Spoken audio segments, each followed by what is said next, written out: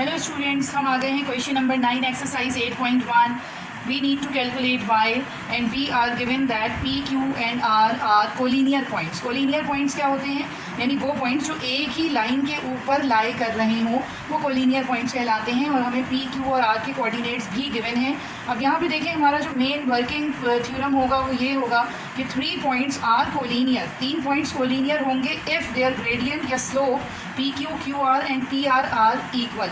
यानी 3 points collinear होंगे अगर ग्रेडियंट या slope P Q, slope Q R and slope P R बराबर आ रहे हैं. इट मीन्स कि अब हम इसी थ्योरम पे काम करेंगे. हम पहले slope of P Q calculate करेंगे, फिर स्लोप क्यू आर कैलकुलेट करेंगे and then P R calculate करेंगे and we can equate them to get the value of y that is required. ठीक है, तो पहले हम स्लोप कैलकुलेट कर रहे हैं m1.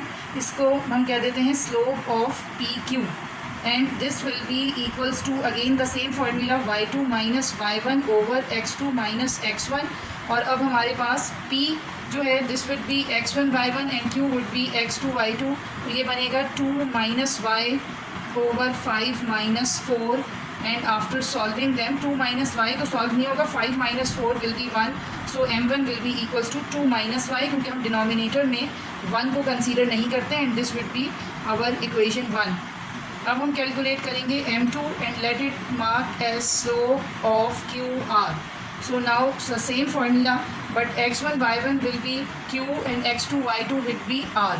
So y2 minus y1 will be 2y plus 1 minus 2 and x2 minus x1 will be 6 minus 5 and this will be now plus 1 and minus 2 is minus 1 and 6 minus 5 is 1.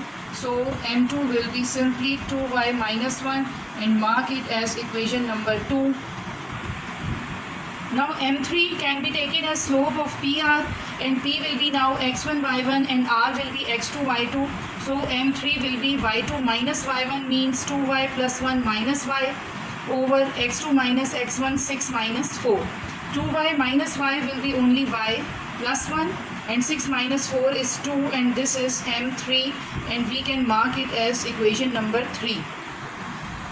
So now according to condition given in the question that the 3 points are collinear, we can now equate m1 is equals to m2. तो यहाँ से देखेंगे कि 2 minus y is equals to 2y minus 1. As we need to calculate y, so तमाम जो y के values हैं उनको एक साइड पर ले आएंगे और जो कांस्टेंट नंबर्स हैं उनको हम एक साइड पे ले आएंगे. ये 2 इधर आ जाएगा and 2y will be move to left hand side.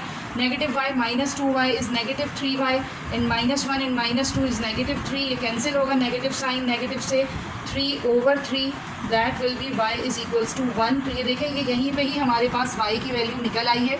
हम इसको मज़ीद अगर चाहें करना तो m2 m3 को इक्वेट करवा सकते हैं और we can equate m1 with m3 as well.